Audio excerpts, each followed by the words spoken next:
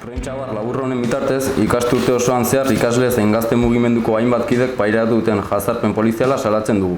Euskal Herriaren askapenaren eta jendarte sozialista baten aldeko lan politikoak ez du inongo berme juridikorik, eta isilpean kontrolatua eta erasotua jarraitzen du. Zentzu honetan, prentsaurreko honetan herri zein langile mugimenduko hainbat kide bildu gara 3 militanteren aurkako jazarpen poliziala salatzeko. Azken urteko gertaeren artean, kalez jantzitako polizia mehatxuak, jarraipenak, txantaiak, kolaborazio eskaerak eta dei anonimoak salatzen ditugu.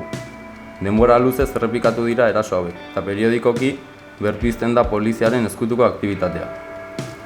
Gazte militantzia beldurtzeko helburu argia dute jazarpen hauek, ezegonkortasuna eta ziurgabetasuna sortzeko asmoa baitute. Militanteongan eta gure gertukoengan ezegonkortasuna sortzeko helburua dute.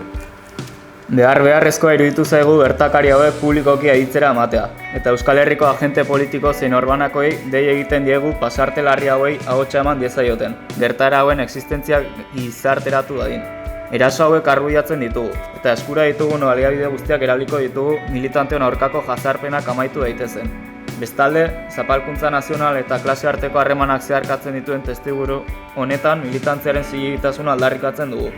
Dirudienez, oinarrizko askatasun politikoak ez dute lekurik gizarte politiko ez ofizialean.